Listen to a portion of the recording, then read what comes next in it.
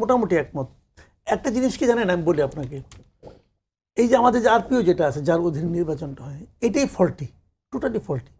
এবং আমার কাছে তো মনে হয় যে রাজনৈতিক দলের নিবন্ধনের দরকারটা কি রে ভাই? রাজনৈতিক দলের নিবন্ধন থাকতে হবে কেন? এবং এই নিবন্ধনের আইনটাই হলো যে সাধারণ মানুষকে নির্বাচন থেকে দূরে রাখার ব্যাপার একটা। আর এই নিবন্ধনের যে আইনগুলো আছে, এটা ভয়ঙ্কর আইন। এই আইন মানা বাংলাদেশের খুব কম রাজনৈতিক, মানে 2-3টা রাজনৈতিক দলের বাইরে আর করতেই পারবে না, এই আইন মানতে পারবে না যে আইনগুলো আছে। এবং এই আইনগুলো যে মানা হয় না, এটা আমরা বহুবার দেখেছি। কি সমস্ত party, supreme party, Bangladesh Congress, এগুলি কিরে ভাই? এগুলি এগুলি এগুলি সমস্ত উপজেলা আছে, কমিটি, জেলা পর্যায়ে কমিটি আছে নাকি? ঢাকার সেন্ট্রাল কমিটি খুঁজে পাওয়া যায় না। দেখলাম তো পত্রপত্রিকায় যে তার মেয়ের বাসার ড্রয়িং রুমে তার অফিস, এরকমও দেখছি। তো এখন এগুলি কি হয়? এগুলি হওয়া মানে হলো, যত আইন করবেন তার মানে হলো এখানে ফাঁক ফোকর দিয়ে ঢুকবে এবং কিছু মাল কামানো যাবে। নিবন্ধনের জন্য যারা আগে চেক করতে যাবে তার টাকা পয়সা কামাবে।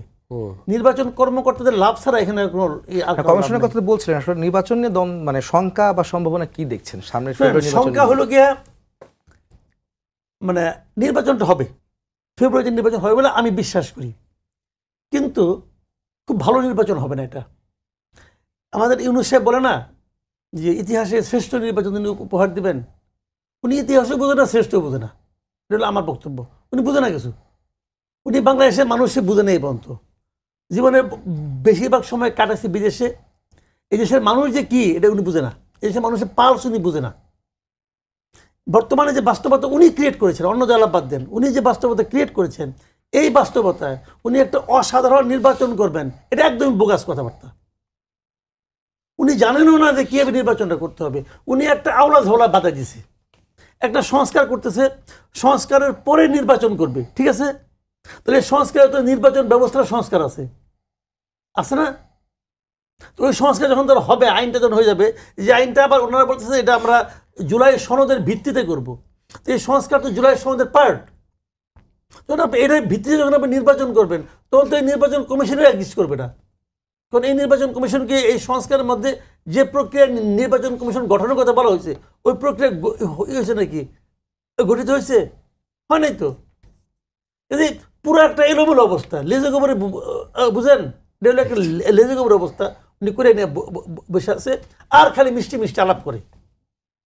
আলাপের চিরা বেশি দিন ভিজে না, 2-1 দিন ভিজে, পরে আর ভিজে না। এখন উনি এরকম একটা ঝামেলার মধ্যে ঝামেলা পাকাইছেন, অলরেডি পাকাই ফেলাইছেন। আমি একটা সিম্পল এক্সাম্পল দিয়ে বলি, জুলাই সনদের বাস্তবায়নটা কিভাবে হবে, এটা তো এই মুহূর্তে মূল বিতর্ক। কিন্তু 2 দফা এটা হলো মূল বিতর্ক। এই সনদের বাস্তবায়নটা আপনি কেমন করে করবেন? দেখেন, মানে হয় শয়তানি করছে অথবা না বুঝা করছে। একটা জুলাই ঘোষণাপত্র করছেন একটা, ওই যে 20টি স্নাত দিনে 28টা, ওখানে বসে বসে উনি অনেকে ছাতা মাথা দেখলাম ধরছে, কে কারে জড়াই ধরলো না, ওইটা করলো একটা। তো ওইখানে কি ঘোষণা করছে, কতগুলি দফা আছে, ওইটার 20 নম্বর দফাটা একটু পড়েন আপনি। 20 নম্বর দফা স্পষ্ট বলা হয়েছে যে ওনার এই সরকার একটা সাংবিধানিক সরকার। যদি ওনার এই সরকার সাংবিধানিক সরকার হয়, তাহলে ওনার সরকার যা যা কাজ করবে সংবিধানকে মেনে করতে হবে। কোন সংবিধান? যে সংবিধান আছে এটা, আর তো কোনো সংবিধান এক্সিস্ট করে না। যদি এই সংবিধানকে আপনি মেনে যদি আপনি কাজ করতে যান, তাহলে আপনি জুলাই সনদকে আপনি কিভাবে বাস্তবায়ন করবেন? আপনি পারবেন? আমি আপনার সিম্পল উদাহরণ দিয়ে বলি, আপনি আপনার নিজের হাতের আঙুলটা আছে না, এই আঙুলটা দাঁত দিয়ে কামড়ে কাইটা করতে পারবেন, শিখতে পারবেন? পারবেন না, জীবনে পারবেন না। পৃথিবীর কেউ পায় না। জীবনে কেউ নাক বন্ধ করে, হাত দিয়ে নাক বন্ধ করে আপনি দম বন্ধ হয়ে মরতে পারবেন না। চেষ্টা করে দেখেন, এটা কেউ পারে না। তো এটা হলো ওই জিনিস। আপনি এই কিভাবে বললেন যে আপনার সরকারটা সাংবিধানিক সরকার? সংবিধান তো আপনি বহুবার মানেন না। আপনি মানেন না। যেটা আপনি মানেন না সেটা ওখানে লিখতে হবে কেন? কেউ লিখতে হবে? ওটা ইন্টেনশনালি কেউ যদি লেখে থাকে তাহলে বুঝতে হবে সে একটা ইবলিস, একটা কেউ জাতীয় কেউ লিখছে। এই পোলাপান যে খেপে যে রাগ করে কক্সবাজার চলে গেছিল, ওটা আমার ঠিকই করছে। তো এটা ভাই বাস্তবতা কি করতেছে না, এগুলো মানে ইচ্ছাকৃতভাবে একটা আওলা ঝাওলা বাধাই দিচ্ছে। পরে যে বলবে কি এই কারণে করতে পারলাম না, ঠিক আছে কি করা যায় দেখা যায়, কি করা যায়। যতদিন আপনি কি করা যায় করবেন, ততদিন আপনি থাকতে পারবেন। তো এইগুলো হলো নাটক রে ভাই। ইলেকশন দিতে হবে এবং দেখেন শেষের আওলা বাজবে একটা ইলেকশন নিয়ে, এটা বিরাট আওলা হয়ে যাবে।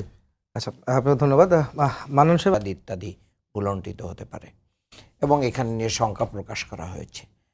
আমি একটি কথা সুস্পষ্টভাবে বলতে চাই, সেটি হচ্ছে বাংলাদেশ জামাত ইসলামের সম্মানিত আমির ডাক্তার শফিকুর রহমান সহ আমাদের শীর্ষ নেতৃবৃন্দ সবসময় সরকার ঘোষিত সময়ে নির্বাচন হওয়ার ব্যাপারে পজিটিভলি কথা বলছেন এবং ফেব্রুয়ারিতে ঘোষিত যে নির্বাচন, এই নির্বাচনের সময়টাকেও স্বাগত জানিয়েছেন। আমরা এই ঘোষিত সময়ে নির্বাচন চাই। দিতে না পারি তাহলে এই ঐক্যমত্য হয়ে এতদিন ধরে আমাদের কাজ করে তার ফলাফলটা কি? তার ফলাফলটা তো কিছুই নাই।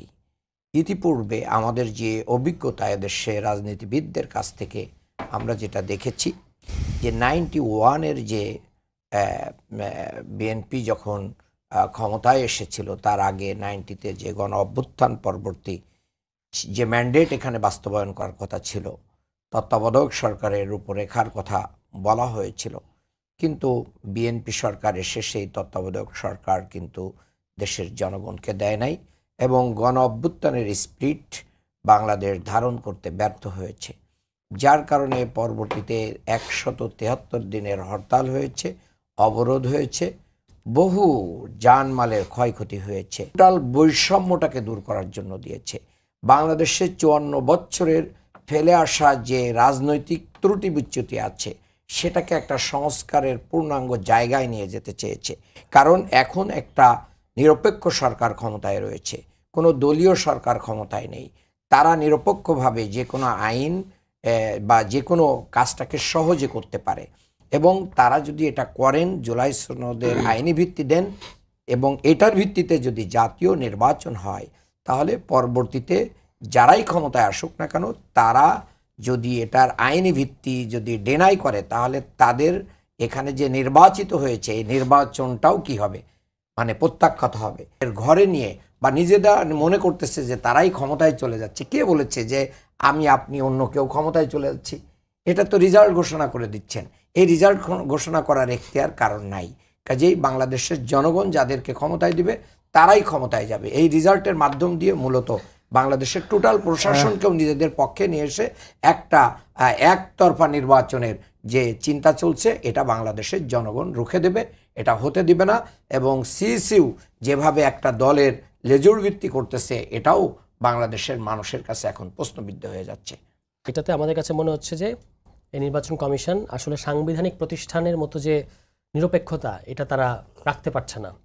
কি কেন বলছে এই কথা? কারণ হচ্ছে যে এই যে শাপলা নিয়ে যে তারা সর্বশেষ যেটা করলো, প্রথমত আমাদেরকে নিবন্ধন পাওয়ার ক্ষেত্রে নির্বাচন কমিশন যথেষ্ট পরিমাণ চেষ্টা করেছে যেন আমাদের কোনো না কোনো দোষ ধরা যায়, কিন্তু আমাদের যেহেতু আমরা তাদের সমস্ত ক্রাইটেরিয়া, আমরা কিন্তু পুরনো যে আরপিও, যেটাকে সবাই বলেছে যে কালা কানুন, সেই আরপিওতেই কিন্তু আরপিওর অধীনেই যে শর্তগুলো, এগুলো মিট আপ করেই কিন্তু আমরা মানে নিবন্ধনটা পাচ্ছি। এবং তারপরে আমরা বলেছিলাম যে শাপলা, যেটা আমার তাদের সাথে ধারাবাহিক আলোচনার একটা মানে অগ্রগতি ছিল, যে এপ্রিল মাসে আমরা তাদেরকে বলেছিলাম যে আপনারা শাপলাটা অন্তর্ভুক্ত করেন। তারা বলেছিলেন যে হ্যাঁ, নতুন যে 2000 নির্বাচন পরিচালনা বিধিমালা 2008, এটা যখন পরিবর্তন করা হবে তখন আমরা নতুন মার্কা নেব এবং নতুন মার্কা নেওয়ার ক্ষেত্রে শাপলা থাকবে। তারপর যখন আমরা ওই আপনার যেদিন নিবন্ধনটা আবেদন করলাম 22 জুন, সেদিন আবেদন করার সময় আমরা শাপলাটা অফিসিয়ালি তখন বলি যে আমাদের পার্টির এগেনস্টে আপনারা শাপলাটাকে সংরক্ষণ করেন। এবং এটা মিডিয়ার মাধ্যমে, সোশ্যাল মিডিয়ার মাধ্যমে নানাভাবে এটা সবাই জেনে গেছে। এবং পরবর্তীতে আমাদের জুলাই মাসে জুলাই পদযাত্রা, সেখানে আপনার সারা দেশ থেকে যারা এসেছে তারা সবাই কিন্তু এই শাপলা ফুলটা নিয়ে এসেছে। মানে শাপলার সাথে আমাদের একটা এরকম একটা ন্যাচারাল বা অর্গানিক সম্পর্ক তৈরি হয়ে গেছিলো। এটার পরবর্তী তারা জুলাই মাসে এসে বলা শুরু করে যে এটা জাতীয় প্রতীক, সুতরাং এটা দেওয়া যাবে না। তখন আমরা তাদের সাথে দেখা করে আবারও বলি যে জুলাই মানে এটাকে যে আপনারা বলছেন যে এটা জাতীয় প্রতীক, এই কথাটা ঠিক না। শাপলা জাতীয় প্রতীক না। কারণ হচ্ছে জাতীয় প্রতীকটা হচ্ছে পানিতে ভাসমান শাপলা, তার দুই পাশে ধানের শীষ, পাট, তারপর তারকা, এই সমস্ত কিছু মিলে এবং একটা নির্দিষ্ট রং, নির্দিষ্ট একটা নকশা, এই সবটাই বিধিবদ্ধ করা আছে মানে 1972 সালের যে জাতীয় প্রতীকের যে বিধি, সেটার মধ্যে দিয়ে। ফলে আপনি যে কোনো ধরনের শাপলা, আমরা তো ওই পানিতে ভাসমান শাপলা চাই নাই। আমরা বলি না যে মার্কাটা ব্যালটে পানিতে ভাসমান শাপলা। নাগরিক ঐক্যকে মানে যেহেতু দুর্জনের ছলের অভাব নাই, তারা এখন আমাদের সামনে নাগরিক ঐক্য এবং আমাদেরকে মুখোমুখি করা দেওয়ার চেষ্টা করছে। এই সমস্ত কারণে আমাদের মনে হচ্ছে যে তারা সামহাও এই কমিশন চায় যে এনসিপি মানে এই আমরা যদি এই মার্কা নিয়েই ধরেন দৌড়াতে থাকি মার্কা প্রাপ্তির ক্ষেত্রে, তাহলে আমরা অন্যান্য প্রস্তুতি কখন নেব? একটা নতুন দলের সাথে তো আপনি এরকম বিমাতা সুলভ আচরণ করতে পারেন না। যখনই আপনাকে এটা ক্ল্যারিফাই করা হলো বাংলাদেশের সংবিধান এবং অন্যান্য সংশ্লিষ্ট আইন দিয়ে যে এটা জাতীয় প্রতীক, আপনাদের এই বক্তব্যটা সঠিক না, তাহলে আপনি দিয়ে দেন এটা জাতীয় ফুল, তো জাতীয় ফল তো মার্কা আছে।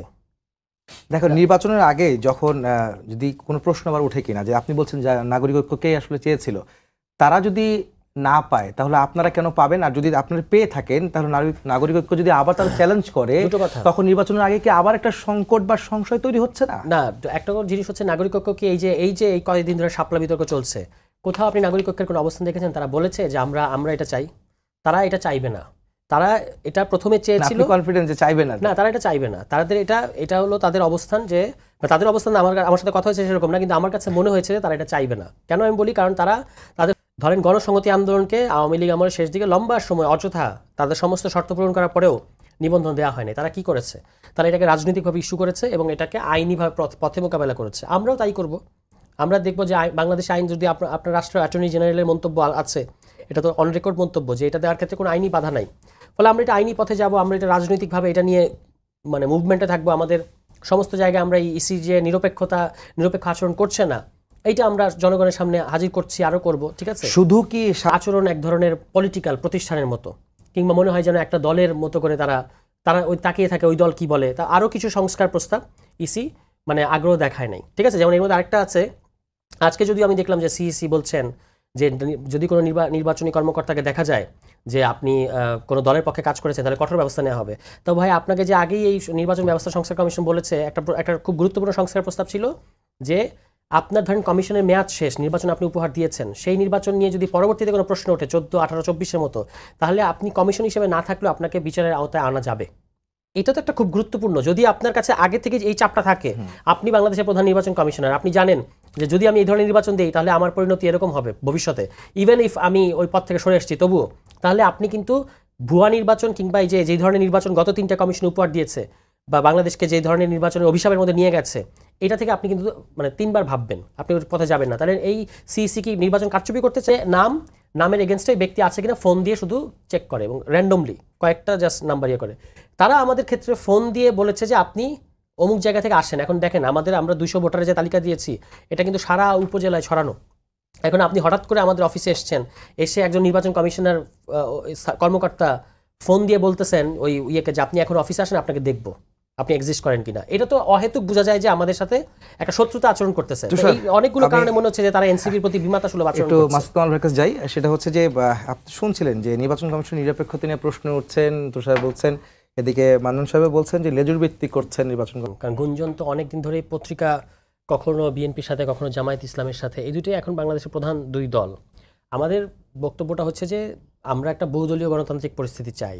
তো এটা তো দুইটা দল যদি থাকে এবং তাদের সাথে তাদের মিত্ররা থাকে, তাহলে কি হবে? একটা দ্বিদলীয় পরিস্থিতি বা দ্বিদলীয় ব্লক। আমরা বলেছি যে মধ্যমপন্থী গণতান্ত্রিক শক্তিগুলোকে নিয়ে আমরাও তো একটা ব্লক হতে চাইবো, এটা খুব স্বাভাবিক। ইলেকশনের আগে কারোর সাথে আমাদের জোট হবে কিনা এটা ইলেকশনের আরেকটু তফসিল ঘোষণার আগে পরে বোঝা যাবে। এই মুহূর্তে আমাদের কাজ হচ্ছে যে আমরা যে রাজনীতির কথা বলেছি যে একটা বহুদলীয় গণতান্ত্রিক পরিস্থিতি বা স্পেসের মধ্যে ভিন্ন ভিন্ন অন্তত 2-3টা ব্লক, দুইটার অধিক ব্লক থাকা দরকার।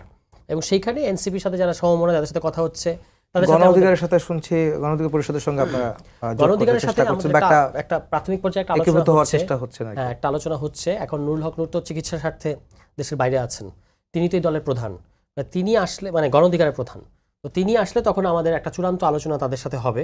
এর আগ পর্যন্ত এখন আমরা মানে কোথায় কোথায় গ্যাপগুলো, প্রাথমিক আলোচনায় আসলে তুষার আমি জানতে চাই যে আসলে প্রাথমিক আলোচনা কতদূর আছে, সেটা হচ্ছে যে গণ অধিকার পরিষদ সঙ্গে নিয়ে কি আপনারা জোট করবেন নাকি একীভূত হবেন দুইটি দল, এনসিপি এবং গণ অধিকার পরিষদ?